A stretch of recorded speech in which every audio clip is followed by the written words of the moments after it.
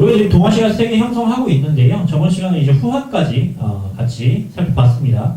그리고 이제 새로운 시대로 넘어가도록 하겠습니다. 새로운 시대는 아마 여러분들이 진짜 익숙할 거예요. 그래서 한번 같이 가보도록 할게요.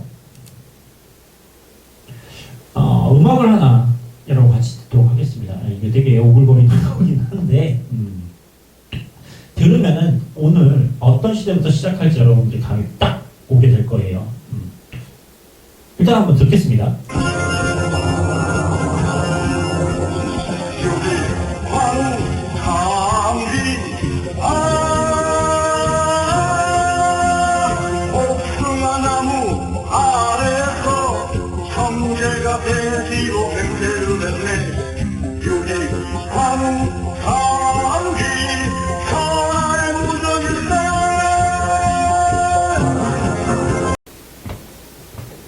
잘 들었죠? 어떤 시대 할지 바로 감이 오죠? 바로 감이 오실 겁니다. 중국 역사를 통틀어서 사실 한국인들이 모르는 사람을 오히려 더 꼽아야 되는 그런 시대죠. 삼국시대입니다. 요 포스터는 선생님이 게임을 많이 하는 스타일은 아닌데 거의 유일무이하게 하고 있는 그 토탈워 시리즈라는 게 있어요. 이거 게임 이름 막 얘기해도 되나 모르겠는데 아무튼 그 유일무이하게 하고 있는 이 토탈워 시리즈 중에서 이제 3킹덤이라고 나왔어요. 최근에 가장 최근에 나온 이제 삼국지 이제 컨텐츠고요. 여러분들은 고전 게임 좋아하는 친구들이라면 아마 요 코에이의 삼국지 시리즈를 아마 겪어봤을 겁니다. 선생님도 어릴 때 요 코에이 시리즈 하면은 굉장히 가슴이 뛰거든요. 이제 삼국지 연걸전, 조조전. 선생님이 조조전부터 시작을 했거든요. 그래서 조조가 오히려 되게 익숙하고요. 근데 사실 뭐 이제 삼국지 이야기라고 한다면은 가장 대표적인 인물들이죠. 조조, 손권, 유비 이렇게 세 명의 인물들을 중심으로 또 굉장히 다양한 매력적인 캐릭터들이 총망라되는 그러한 이제 컨텐츠가 요 삼국지입니다.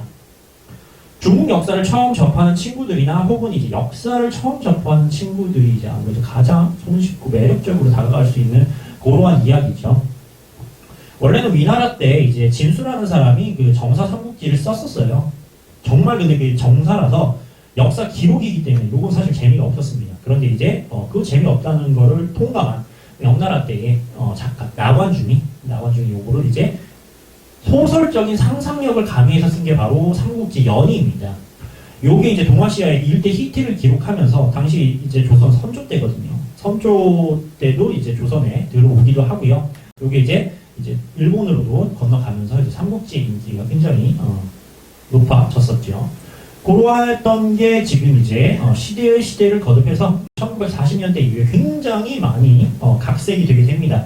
그러면서 지금 현재 우리가 알고 있는 삼국지 스토리의 뼈대가 이제 생성되게 돼요. 삼국지를 아직 읽어보지 않은 친구들이 있을 거예요. 그래서 추천을 이제 드리자면 전략 삼국지라는 만화가 있습니다. 총 60권으로 되어 있거든요. 그거를 이제 읽어보시는 걸 추천드리고요. 또 이제 다른 이제 책으로 창천항로라는 만화가 있습니다. 이 두 권을 읽으시면은 정사 삼국지랑 삼국지 연의 스토리를 어느 정도 이해를 하실 수가 있을 거예요. 특히 이제 전략 삼국지 60권짜리는 적벽대전 이후에 여러분들이 좀 생소한 스토리들이거든요. 사실 적벽대전 이후의 스토리는. 그런데 요거를 이제 좀 더 재미나게 이해할 수 있는 그런 책이기 때문에 여러분들한테 삼국지를 이해하는 데 있어서 좀 추천을 드립니다. 지금 제가 요 포스터 올려놓은 거 보니까 굉장히 많이 미화가 되어 있는데요. 사실 위초고 이 지도자들 이렇게 안 생겼습니다. 여러분 오해하시면 안 돼요. 이거 게임 홈에서입니다. 그렇기 때문에 오해하시면 안 되고 어쨌든 이런 굉장히 매력적인 캐릭터들이 있었던 게 바로 삼국지입니다. 그리고 삼국지 부대가 되는 게 바로 삼국시대죠. 여기에 대해서 또 세부적인 얘기하기 시작하면 사실 선생님 입이 지금 되게 근질근질 거리는데 그럼에도 불구하고 얘기하지 않겠습니다. 이거 얘기하기 시작하면 사실 여러분들 지금 선생님들이랑 20편 녹화를 해도 부족해요. 그렇기 때문에 굵직굵직한 것만 간단히 짚고 넘어가겠습니다. 일단 후한 말기에 이제 여러 군벌들이 이제 황실이 혼란해지면서 각 지역에 있던 군벌들이 위로 올라오게 됩니다. 그러면서 가장 먼저 두각을 나타냈던 게 바로 조조죠. 특히 이제 요 하북지방이라는 곳입니다. 위쪽에 있는 요 하북지방에 패권을 두고 원소랑 격돌을 해요. 그래서 이제 싸우게 되는 게 관도의 싸움, 200년에 있었던 관도대전입니다.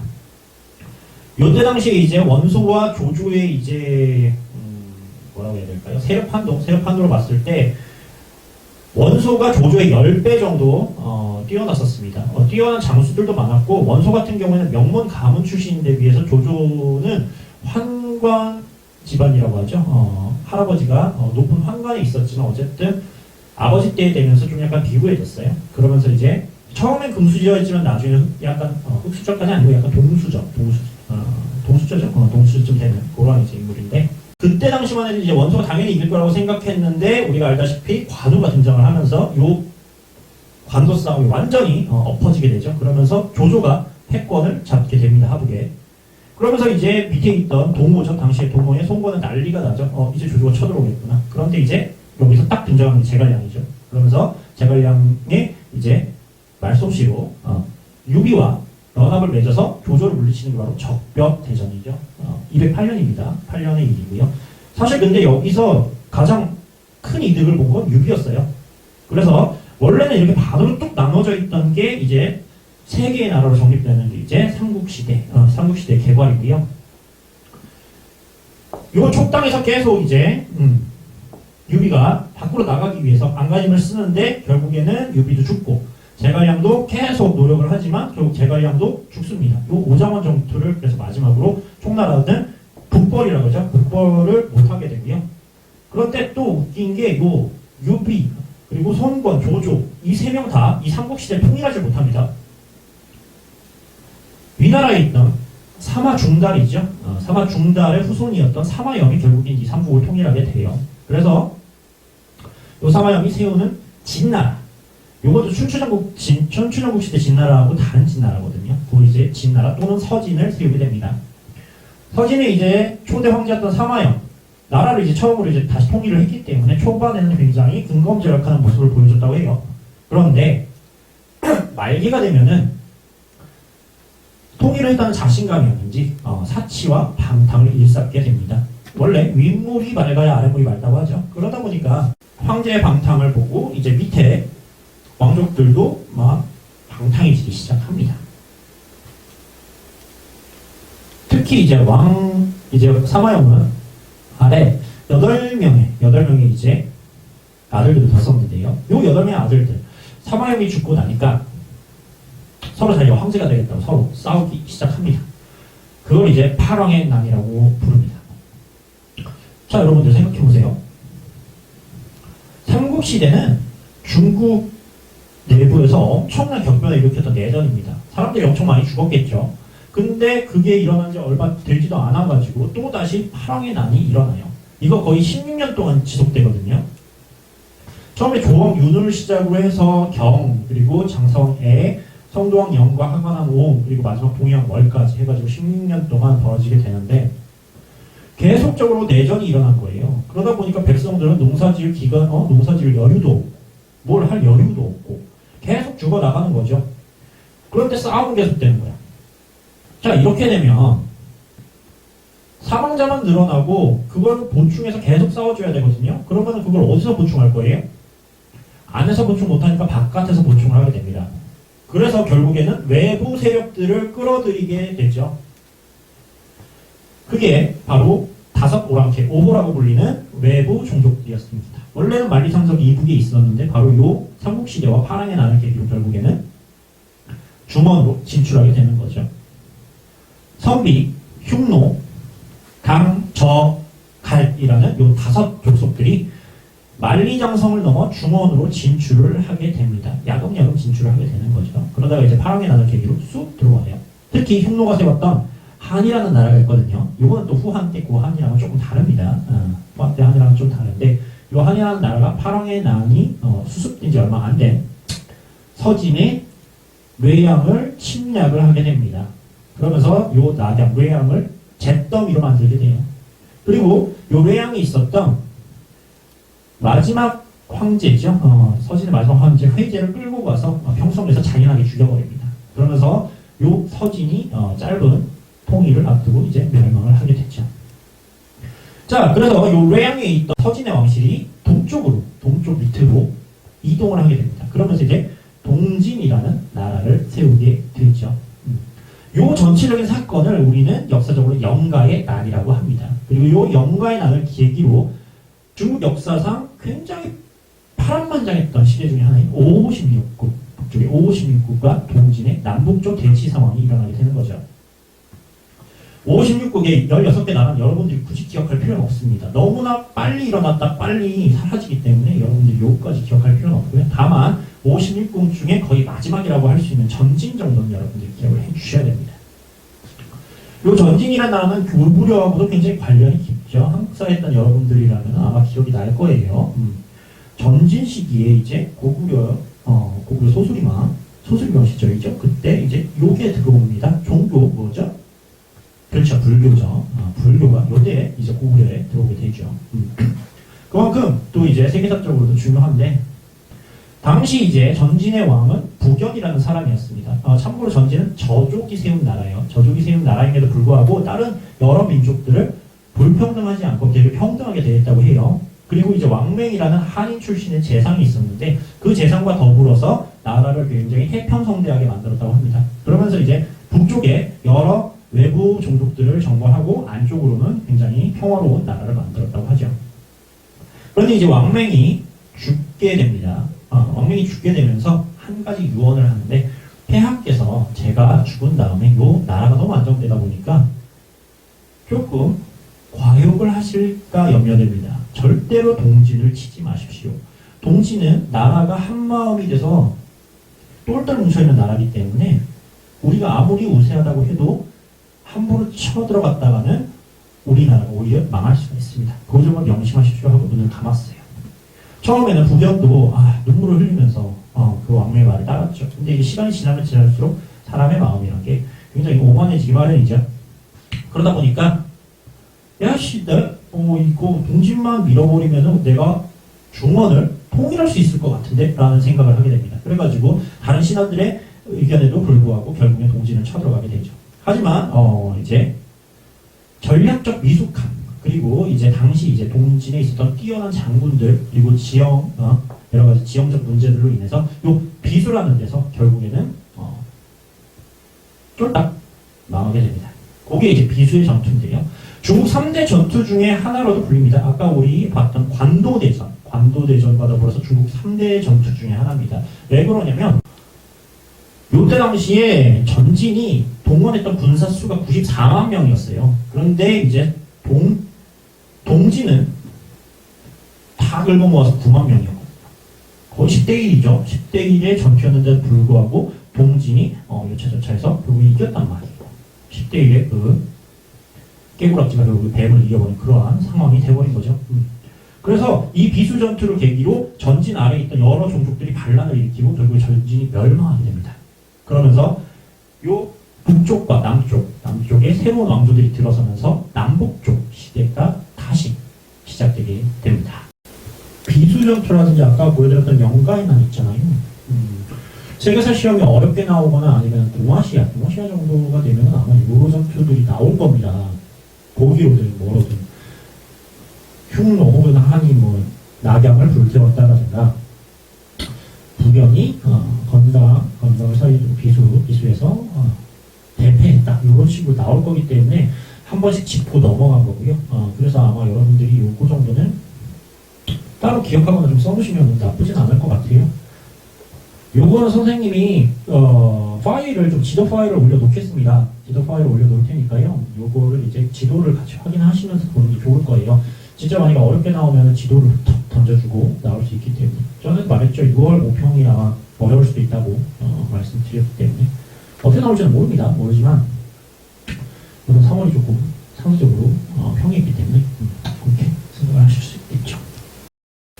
자, 그럼 한번 보겠습니다. 남북조가 이제 비수의 전투를 계기로 시작이 됐고요. 특히 이제 북조와 남조 이렇게 쭉 가는데 사실 남조는 크게 보실 건 없어요. 보셔야 될 건 이제 북조입니다.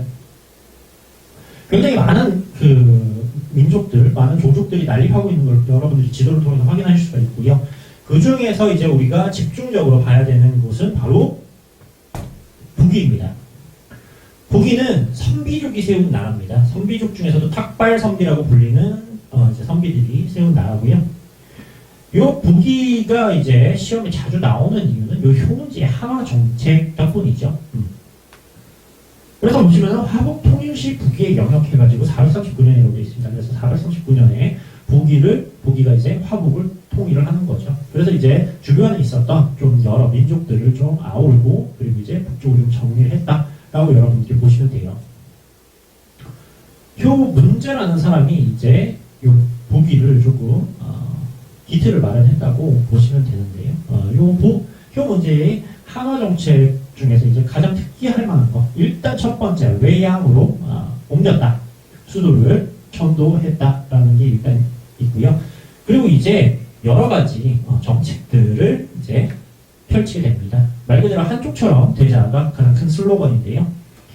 EBS 20페이지 위진남북주 시대 3번에 동그라미 3번에 북쪽라고 나오죠. 그러면 효문제 때 외양천도와 한화정책 추진이라고 되어 있을 겁니다. 그거 이제 형광펜을 좀 쳐주셔야 됩니다. 형광펜을 좀 쳐주시고요. 같이 한번 일단 볼게요. 중요한 부분이라서 보겠습니다.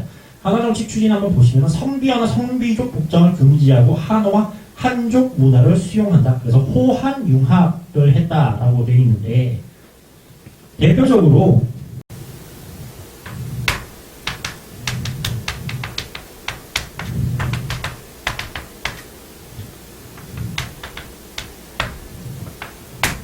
일단은 한족이 쓰는 성씨가 있어요. 원래는 선비족들이 쓰는 따로 성씨가 있는데 그렇게 안 하고 한족의 성씨를 귀족들, 선비 귀족들에게 사용을 합니다. 그래서 한족들처럼 이제 하게 하고요.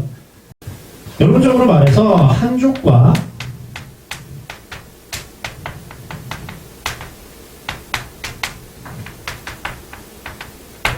결혼을 장려합니다. 그래서 아까처럼 말씀드렸죠. 호한융합. 문화적으로도 한족처럼, 물리적으로도 한족처럼 진짜 융합을 이제 하려고 시도를 했던 거죠. 그래서 이제 한족과 선비족 간의 통합 정책을 살폈던 것이 요 효문제였어요. 그리고 효문제 시기에는 불교가 굉장히 융성했기 때문에 불교와 관련된 여러 건축물들이 많이 생기게 됩니다. 뒤에 이제 같이 살펴보겠지만 요 롱먼, 원강, 둔황 요러한 석굴들이 이제 북위 시대에 많이 등장을 하게 됩니다. 그리고 이제 한화정책과 더불어서 하나 더 살펴보셔야 될 게 균전제를 실시했다. 균전제를 실시했다. 요것도 같이 기억을 해 두셔야 됩니다. 균전제는 중요하기 때문에 뒤쪽에서 서로 경제할 때 다시 다루도록 하겠습니다. 자, 그래서 이제 북위를 기준으로 북쪽, 그리고 이제 동진이 멸망하고 송이 시작되면서 이제 남조가 시작이 됩니다. 그래서 중국의 남북조 시대라는 게 이제 등장을 하게 돼요. 이쪽 부분은 여러분들이 약간 생소하게 느끼실 수도 있는데요. 이 부분은 지금 또 고구려랑 연관이 많이 되는 부분이기 때문에 여러분들이 좀 기억을 해주셔야 되는 시기이기도 합니다. 한국사를 통틀어서 특히 한국 고대사에서 고구려, 백제, 신라와 계속 연결이 되는 이 남북조 때문에 그리고 남북조와 함께 이제 나란히 이렇게 발전을 해 나가기 때문에 여러분들이 좀 기억을 해 주셔야 되고요. 그런 거 보면 복잡하진 않고 간단히만 정리를 할 거예요. 북조 같은 경우에는 이제 아까 말씀드렸다시피 북위가 처음에 화북을 통일합니다. 그런데 이제 화북을 통일하고 나니까 효문제가 한화 정책을 했네요. 그러니까 지배계층이 선비족인데 왜 우리가 한족처럼 해야 돼? 그래서 불만이 싹트기 시작하죠. 그래서 효문제 사후에 여러 군진들이 있거든요. 여기 이렇게 요 지역, 특히 북쪽 지역을 지키고 있던 군진 세력들이 있어요. 요 군진 세력들이 반란을 일으키게 됩니다. 여러분들 그냥 듣고 기억만 하시면 기억은 따로 안 하셔도 돼요. 육진의 난이라는 게 있거든요. 그 육진의 난을 계기로 두 국가로 나뉘게 돼요. 그게 이제 동이와 서이고요. 이 동이와 서이는 다시 북제 그리고 북주라는 이름으로 바뀌게 돼요. 이름이 바뀐다는 건 지배계층이 바뀐다는 거거든요. 그래서 지배계층이 그만큼 급변하게 바뀐다는 이야기가 됩니다. 특히 이 북주의 세력이 정차적으로 강조해지고요. 북주에 이제 인물이었던 양견이 있습니다. 그 양견. 그 양경이 이제 굉장히 걸출한 인물이 돼서 여기도 보시다시피 그 남조의 진. 남조는 따로 정리 안 할게요. 남조는 송재양진이라고 그래가지고 그냥 쭉쭉쭉쭉 이렇게 지나갔구나 정도로만 이해하시면 됩니다. 그래서 요 진과 북제가 요 북주의 양변에게 흡수가 돼요. 그래서 등장하는 게 바로 수나라입니다. 수나라는 아마 다른 색깔로 했고요. 수나라는 아마 여러분들 되게 익숙하실 겁니다. 우리가 좀 우리 역사에서 좀 통쾌한 몇 파트들이 있죠. 그 파트 중에 하나를 담당하는 게 바로 수나라죠. 그렇기 때문에 여러분들이 아마 익숙하실 겁니다. 지금 선생님이 요거 필기해 놓은 거는 지금 요 지도 있죠. 요거를 지금 확대를 하기 위해서 필기를 한 거라서 여러분들이 따로 필기는 안 하셔도 돼요. 뒤에 어차피 또 나올 거니까요. 어쨌든 남북 쪽은 이런 식으로 진행이 된다 정도로만 여러분이 이해를 하시면 되겠습니다. 그래서 방금 말씀드렸다시피 이런 식으로 후한 마렵부터 수가 남북조를 통일하기 전까지 이 시기를 이런 식으로 여러분들이 확인을 하시면 되세요. 이 표는 사실 인터넷에서 검색만 해봐도 그냥 남북조 시대라고 쭉 검색만 해도 쭉 나오고요. 지금 우리 수능 특강 페이지 20페이지에도 나오는 거기 때문에 여러분들이 눈으로 바로 확인이 가능하신 부분입니다. 그래서 요거를 여러분들이 보시면서 어떤 부분은 자세히 봐야 되고 어떤 부분은 따로 안 봐도 되고 그런 것들을 이제 확인하실 수가 있을 겁니다.